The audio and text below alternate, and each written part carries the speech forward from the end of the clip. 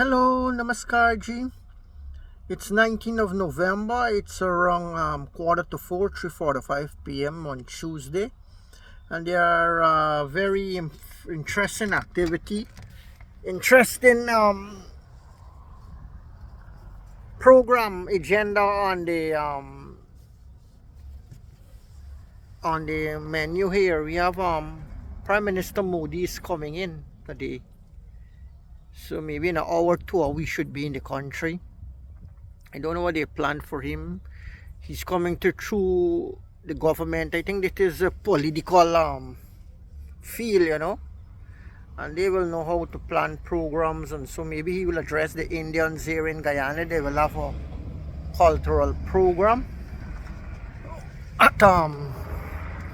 Don't know, a cultural program at the cultural center here.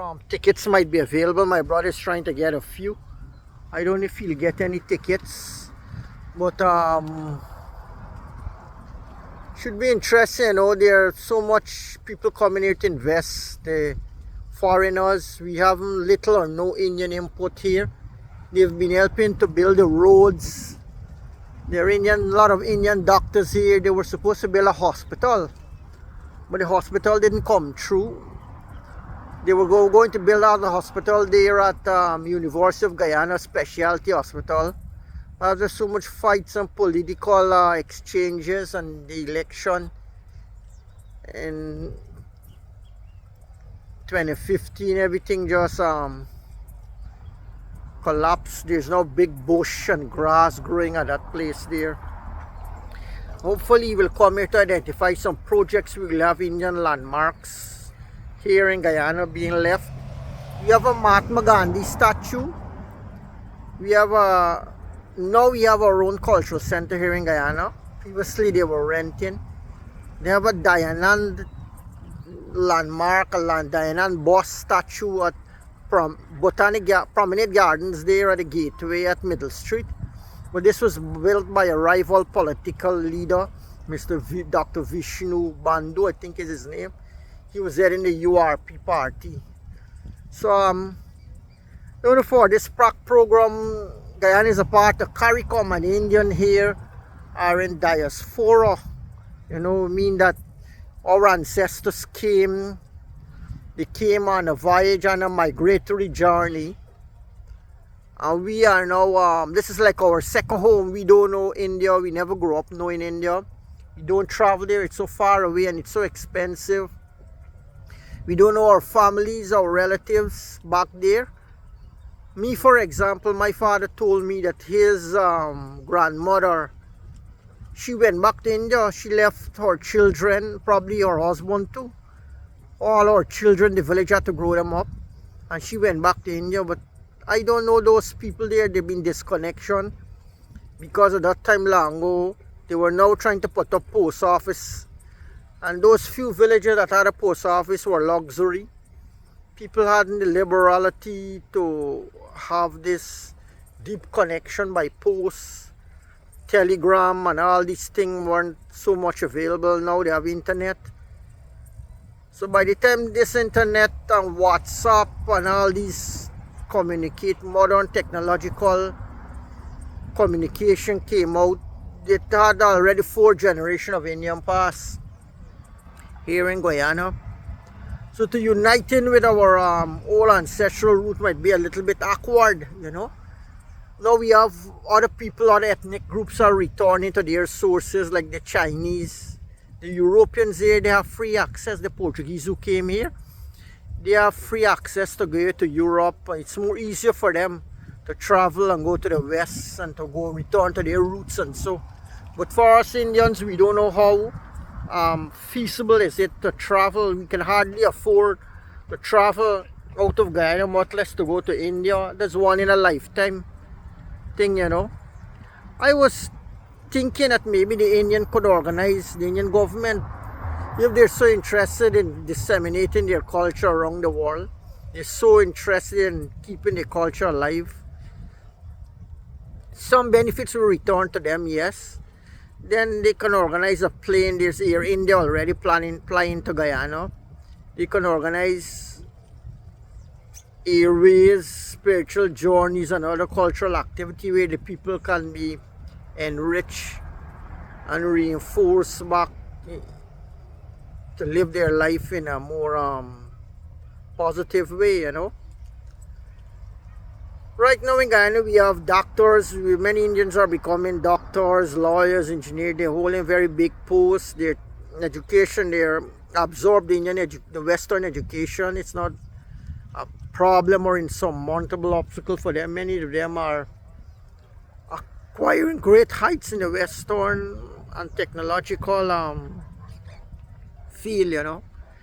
So many of them are also migrating. Once they're established, yet intellectually, money don't remain here to serve the country. They move on, but hardly or little of them return to India. There's not much inspiration to go to live to India, because many of them are not even inspired by the speciality of India, which is spirituality, the original speciality. Now India is also technologically developed. How much interest can be awakened for the local people here? How much encouragement we have, like how much input, motivating factors can be dished out for the people, for them to return and go there. Some might even want to live.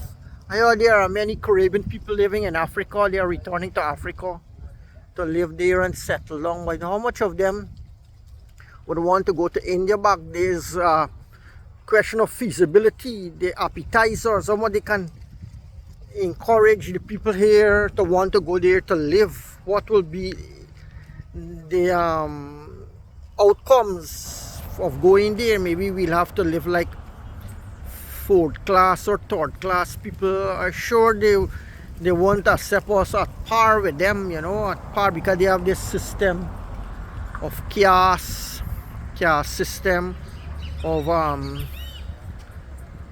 social depths and dimensions that most Guyanese people will not be able to fit in so easily and be able to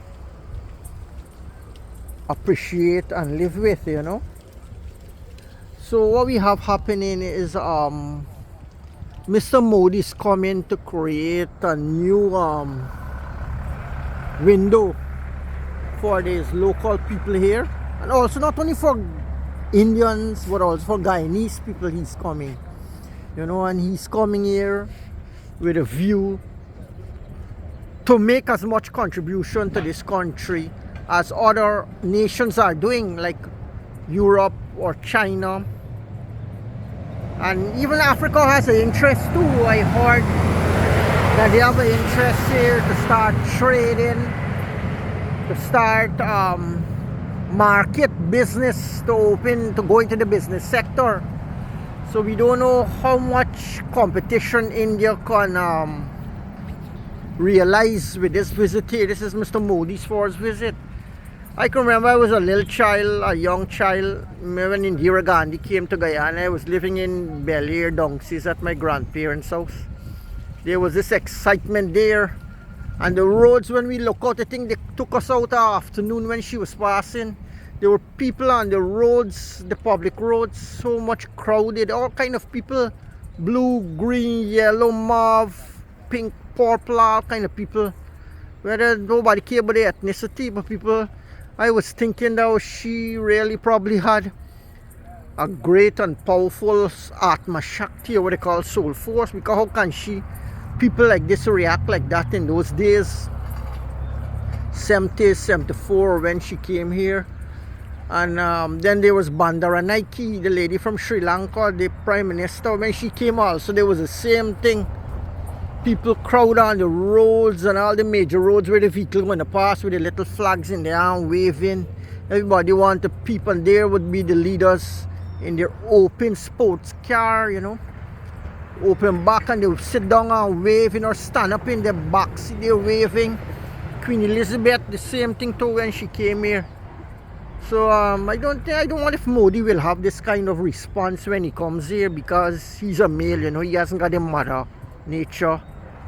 Jagadamba Mataji. He's not a Jagadamba Mataji. He'd be mostly like Jagadamba Pitri, or a father, you know. Pitri, what do you call it? And father is, he will be more like a father figure, but I don't know if he has achieved that world stance of being a father figure, world father figure. He'll be more like in she's hold the status, they say a big status, but not the biggest, you know. So when he comes here, I guess us in the Guyanese who've been neglected so long, who haven't had much representation,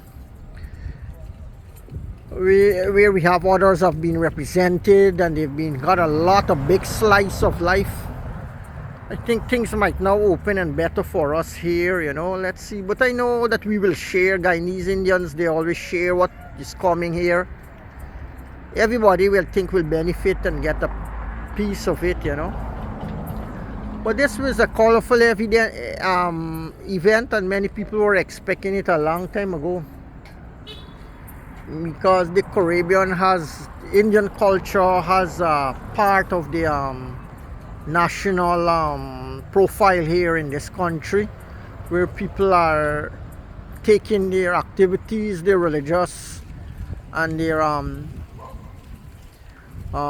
cultural practices, they take it at a national level, where everybody come to view, spectate and pay respect and so on, like the Pagwad, Diwali, Shivratri, and now we have the Kartik Snan is making it big, you know. Then we have the Navratri they celebrate here, where they regard the mother deity, pay respects, celebrate Ram Navami, Hanuman Jayanti. I don't know how much revival or upsurge there will be, if people will be returning. Maybe there will be a section of India for returning India, like in Israel. We have the diaspora that was in there in India are now returning to Israel, and they're becoming a part of the Israeli community. I hear they got a large, Israel has given the returning Israeli Indians, they've given them a large area of land where they can go and live. Maybe this can be organized to people of Caribbean descent also, who want to go back there and become absorbed in their roots, their cultures, who want to explore, who want to research and study and improve themselves, metamorphosize, transform, evolve. All these awards are involved in the Indian ethnic identification, you know, that they have a culture that promise transformation from animal to man and from man to God. And many today are pursuing that career, or pursuing that avenue, that choice, you know, where they go and seek a richer and better life through the culture of Asia, India more specifically, that has fathered and mothered the entire Asian continents and countries, giving them culture, methodologies, how to live, secret formulas and recipes and stories and yarns and ballads and possibilities and hopes. So India was a land of hope in time of yore, like America is a land of hope, they say. So long ago, India was like the America for the Asia, where people would go there to get whatever they want and what they need. They would get everything right there. But every civilization has its own course, you know. Like in those days, India had its time when they had the Indian civilization. Then we had the Egyptians, the Greek, the Roman. Now we have Europe. Everybody wants to go in Europe wise for the technology. Technology before culture, before religion, before God. Once you get money, once you get a standard way of life, your basic needs, you can think about God, get your education. That's what people telling you. Swami Vivekananda himself said, he said, you can't tell a man about God and the belly empty. First fill the belly and then you can listen to God. Some Swamiji in Anandamarg, that near Vedananda, I can mention his name, told me, he said, in some country there's a psychic need. So spirituality can go there to fill the vacuum. But when there's basic necessities lacking, the people need to build the foundation before they can investigate and be impressed about other things in life, other chapters, other cordialities, as you put it, you know. Now everybody has an instinct and a sensitivity for this sort of thing. Many of the Indians here, even they're maintaining their roots, their culture, their tradition out of respect, out of a tradition, out of a habit, out of a, we could say, a transition from one generation to another. They have to maintain it for the identity, for them to be blessed, for the family to be blessed, you know.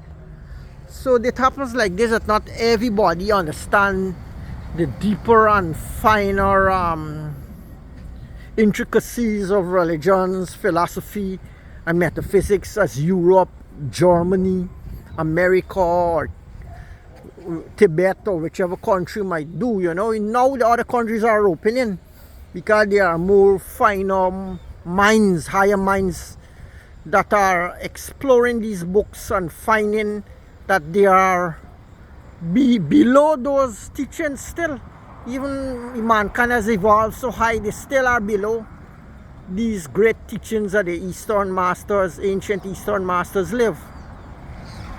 So we don't know, Modi is bringing an air, a different aura, a different atmosphere, or it's called ambience, to our shores here, and he being a respected leader, as a man who has was taking recourse to religion and philosophy to lead his country and his people, is like what they call Plato's philosopher king. Plato said the best king, the best leader is he who's a philosopher and a king at the same time. Anyway, my brother, I'm up a diamond here. My friends are calling me, they're ready to go home. So I'm getting ready to leave now. I'm closing my discourse, but I plan to put it up to motivate some Guyana to go out to the program that PM Modi might bring here, or you might be involved in him. It's a good opportunity for collectivity and unification of the people, you know, when you have great leaders come. I remember Buddha himself, who is the wheel, Dharma chakra, the chakra is there on the Indian flag. He was traveling by foot from village to village with his disciples to tell people the message of hope and a way out of suffering, you know. So again, we have another ambassador from India here, which is a land of culture. This is a mother of culture, according to Professor Max Muller, the German writer. He said if he can point to any country in the world that can teach humanity culture and civilization, he's put his hand on India. So I'm closing my talk this afternoon. I hope to have this on the internet. Maybe some people can see it, inspire some people to go out, and maybe they will want to explore Indian culture more. Maybe they will want to adopt a new culture, and maybe they will want to go out there, and then we have something new and good for them. Okay, have a pleasant good afternoon. Namaskar. Happy Tuesday.